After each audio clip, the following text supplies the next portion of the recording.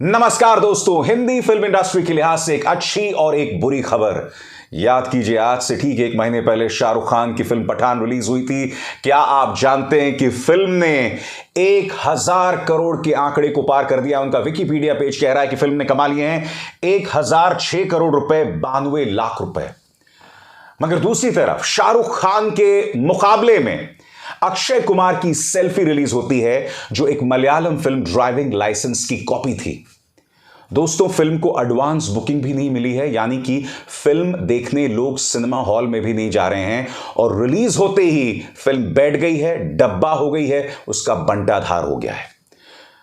अक्षय कुमार ने तिहाड़ी एक पत्रकार को दिए गए इंटरव्यू में यह कहा है कि अब वो अपना कैनेडियन पासपोर्ट छोड़ रहे हैं और भारतीय पासपोर्ट को गले लगा रहे हैं, यानी कि उसका उन्होंने आवेदन दिया है, एप्लीकेशन दिया है। उसकी चर्चा कुछ देर बाद करूंगा दोस्तों, मगर सबसे पहले मैं आपको बतलाना चाहूंगा पठान की सफलता के मायने क्या है।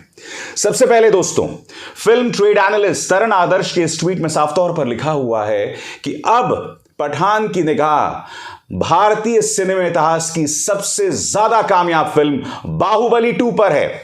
जी हां, अब वो बाहुबली 2 का रिकॉर्ड तोड़ने के प्रति धीरे धीरे बढ़ रही है। मगर मैं आपको बतलाना चाहूंगा दोस्तों कि करोड़ों का खेल दरअसल हुआ क्या, किस तरह से फिल्म जो है वो लगातार रिकॉर्ड्स तोड़ती रही और आपकी स्क्रीन पर एक एक करके वो बात आ रही है। सबसे पहले मैं आपको बतलाना चाहूंगा, पहले ही दिन पठान ने 50 करोड़ की कमाई कर ली। मगर आप जानते हैं 100 करोड़ की कमाई कब की उसने? दूसरे दिन 150 करोड़, तीसरे दिन 200 करोड़, चौथे दिन, पांचवें दिन उसने 250 करोड़ की कमाई कर ली थी, सातवें दिन 300 करोड़, नौवें दिन उसने कमाई कर ली थी 350 करोड़ की, 12वें दिन 400 करोड़, 18वें दिन 450 करोड़ और 28वें दिन भारत में उसने कमा लिए थे 500 करोड़। और आज 25 फरवरी है दोस्तों, आज से ठीक एक महीने पहले यानी 25 जनवरी को पठान रिलीज हुई थी। दोस्तों, मैं आपको बतलाने वाला हूं वो 5 कारण, वो 5 कीर्तिमान, वो 5 रिकॉर्ड्स जो पठान ने कायम किए हैं। मगर क्या आप जानते हैं पठान की सफलता क्यों मायने रखती है? क्योंकि यह ना भूलें कि शाहरुख खान की पिछली 5 फिल्में सुपर फ्लॉप थीं। उनकी आखिरी सुपरहिट थी 2014 से पहले चेन्नई एक्सप्रेस। उसके बाद उनकी हैप्पी न्यू ईयर आती है, जो कोई बहुत खास नहीं चलती है, फिल्म भी कोई बहुत खास नहीं थी। और उसके बाद एक एक करके तमाम फिल्में उनकी पिटती गईं। फैन मुझे बहुत पसंद आई थी दोस्तों, नहीं चली। रईस मुझे ठीक लगी थी, कोई बहुत खास नहीं चली। डियर जिंदगी एक अच्छी फिल्म थी, सार्थक फिल्म थी, मगर बॉक्स ऑफिस पर कोई बहुत झंडे नहीं गाड़ पाए।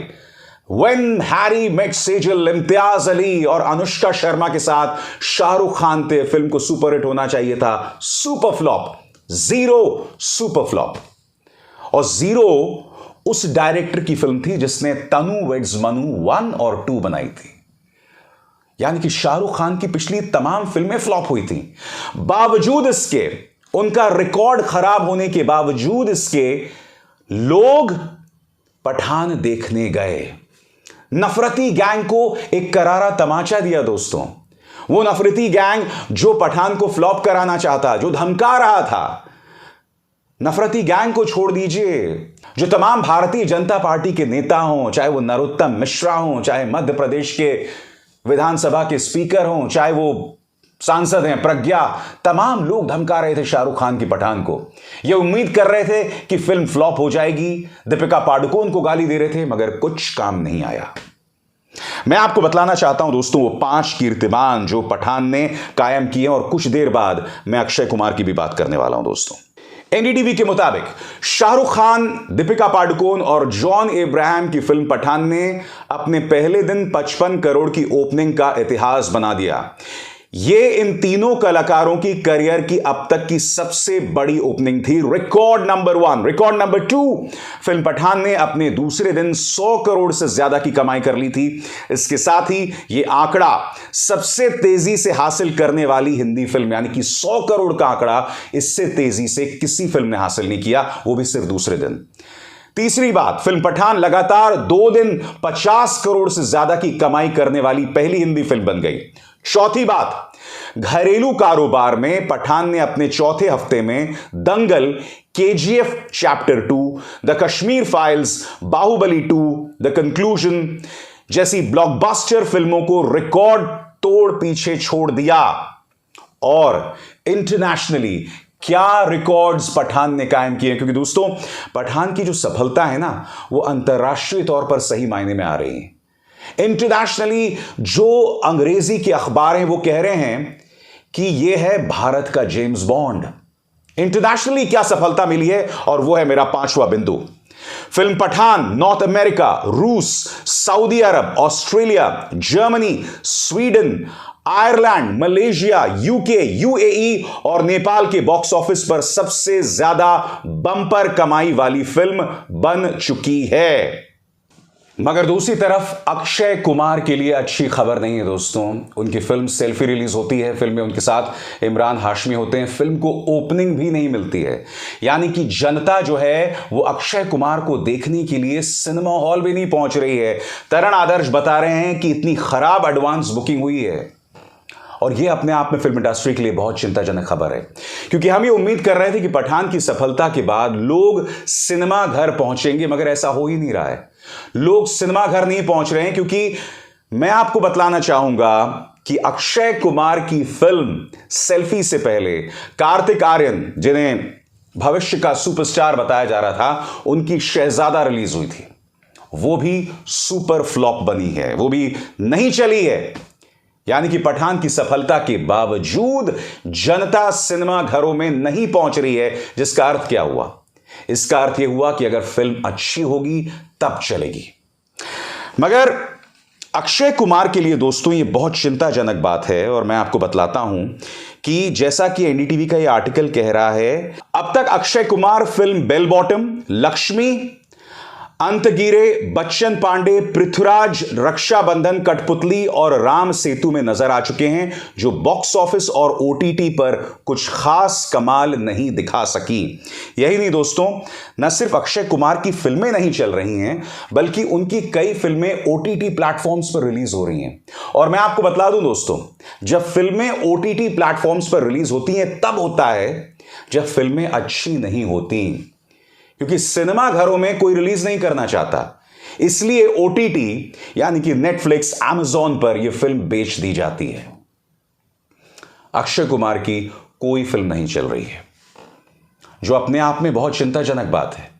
मगर बड़ा प्रश्न, क्या सेल्फी खराब फिल्म है? दोस्तों मैंने अभी तक सेल्फी देखी नहीं है, मगर कई फिल्म रिव्यूअर्स ये कह रहे हैं कि देखिए, जिस मलयालम फिल्म ड्राइविंग लाइसेंस पर यह फिल्म आधारित है वैसी तो नहीं है, मगर जैसा कि एना वेटिकार्ड का ये रिव्यू कह रहा है, ये फिल्म इतनी खराब नहीं है, फिल्म ठीक ठाक है। यानी कि इतनी खराब नहीं है जिसकी वजह से ये इतनी बड़ी फ्लॉप साबित हो गई। और मैं आपको बता दूं कि एना वेटिकार्ड इतनी आसानी से फिल्मों की तारीफ नहीं करती, बावजूद इसके फिल्म जो है नहीं चल रही है, जो अपने आप में बहुत शॉकिंग है।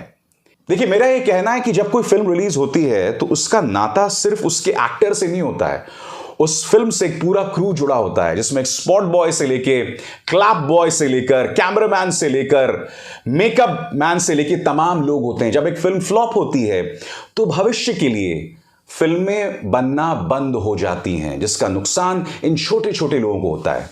इसलिए मेरा हमेशा से मानना है कि अगर फिल्म अच्छी है, अगर फिल्म में दम है, तो फिल्म को चलना चाहिए। दोस्तों, अक्षय कुमार भारतीय जनता पार्टी के इतने करीबी होने के बावजूद इस वक्त एक बहुत बुरे दौर से गुजर रहे हैं, और अब उन्होंने एक नया ऐलान किया है। तिहाड़ जेल में पत्रकारिता का नाम रोशन करने वाले एक पत्रकार को दिए गए इंटरव्यू में अक्षय कुमार ने इस बात का ऐलान किया है कि अब वो अपना कैनेडियाई पासपोर्ट जो है, कनाडा का पासपोर्ट त्याग रहे हैं, और उन्होंने भारतीय पासपोर्ट के लिए आवेदन दिया है। उन्होंने इस इंटरव्यू में क्या कहा, आपके स्क्रीन पर। अक्षय कुमार ने आज तक पर सीधी बात के नए सीजन के पहले एपिसोड में दिए इंटरव्यू में कहा कि उन्हें बुरा लगता है जब लोग उनके कनाडा की नागरिकता लेने का कारण जाने बिना कुछ कहते हैं। अक्षय ने कहा, भारत मेरे लिए सब कुछ है, मैंने जो कुछ भी कमाया, जो कुछ भी पाया, यहीं से पाया है, और मैं सौभाग्यशाली हूं कि मुझे इसे वापस देने का मौका मिला है। आपको बुरा लगता है जब लोग बिना कुछ जाने कुछ भी कहते हैं। दोस्तों, अक्षय कुमार आगे बताते हैं कि एक ऐसा दौर आया था जब उनकी 12 फिल्में फ्लॉप हो गई थी और उनके हाथ में सिर्फ 2 फिल्में थी। तब उनके एक दोस्त ने कहा कि अक्षय, अब तुम कनाडा आ जाओ क्योंकि तुम्हारी फिल्में नहीं चल रही हैं, अब तुम वहां पर अपना बिजनेस शुरू करो। और तभी अक्षय ने कनाडा की नागरिकता के लिए आवेदन दिया और फिर उन्हें कनाडा का पासपोर्ट मिल गया। मगर अक्षय आगे क्या कहते हैं वो मैं आपको बताता हूं, जिसमें उन्होंने कहा है कि अब मैंने भारतीय पासपोर्ट का आवेदन दिया है। अक्षय ने आगे कहा, मेरी बस 2 फिल्में रिलीज होने को बची थी और यह किस्मत की बात है कि वे दोनों सुपरहिट हो गईं। मेरे दोस्त ने कहा, वापस जाओ, फिर से काम शुरू करो। मुझे कुछ और फिल्में मिली और मुझे और काम मिलता रहा। मैं भूल गया कि मेरे पास पासपोर्ट कहां का है। मैंने कभी नहीं सोचा था कि मुझे इस पासपोर्ट को बदलना चाहिए, लेकिन अब हां, मैंने अपना पासपोर्ट बदलवाने के लिए आवेदन दिया है। मगर मैं अक्षय को 2-3 चीजें याद दिलाना चाहूंगा। मैं नहीं भूला हूं, अक्षय कुमार ने आज से कई दिनों पहले एक भीड़ के सामने कहा था कि अगर मैं कभी रिटायर होऊंगा तो टोरंटो में आके बस जाऊंगा। यही नहीं, उन्होंने एक और बात कही थी। उन्होंने टाइम्स नाउ को शायद एक इंटरव्यू में कहा था कि मुझे जो कनाडा की नागरिकता मिली है, दरअसल कनाडा की सरकार ने मुझे सम्मानित किया है। और यह बहुत गर्व की बात है कि एक ऐसे अभिनेता को कनाडा की नागरिकता दी गई है। तो अक्षय कुमार, या तो आप उस वक्त झूठ बोल रहे थे या अब झूठ बोल रहे हैं, क्योंकि ये दोनों ही बातें मेल नहीं खाती। एक तरफ आप ये कह रहे हैं कि मेरी फिल्में फ्लॉप हो गई थी, भारत में मेरा धंधा चौपट हो गया था, इसलिए मैंने कनाडा की नागरिकता ले ली। दूसरी तरफ आपने यह भी कहा कि कनाडा की सरकार ने मुझे सम्मानित किया, इसलिए मुझे कनाडा का पासपोर्ट दिया गया। और सबसे बड़ी बात, आजकल तो आप हर चीज में राष्ट्रवाद का तड़का लगाते हैं ना, तो इतनी आसानी से आपने भारतीय पासपोर्ट को त्याग दिया। और जैसा कि मैं हर बार कहता हूं दोस्तों, कल्पना कीजिए यही बात शाहरुख खान ने की होती, सलमान खान ने की होती, आमिर खान ने की होती। अरे इन लोगों ने तो देश के मौजूदा हालात के बारे में सिर्फ टिप्पणी की थी। इनको अपने मजहब की वजह से कितना निशाने पर लिया जाता है, मगर एक अक्षय हैं जिन्होंने भारतीय पासपोर्ट को ही त्याग दिया था। मगर अब अच्छी बात है, अक्षय एक बार फिर भारतीय पासपोर्ट को दोबारा हासिल कर रहे हैं, जो अच्छी बात है। और मैं फिर दोहरा दूं दोस्तों, अगर सेल्फी एक अच्छी फिल्म है तो जाइए उसे देखिए, क्योंकि दोस्तों जब एक फिल्म चलती है ना, तो उसका फायदा या नुकसान उस फिल्म के अभिनेता को नहीं होता है, उस फिल्म में काम करने वाले हर छोटे बड़े व्यक्ति को होता है।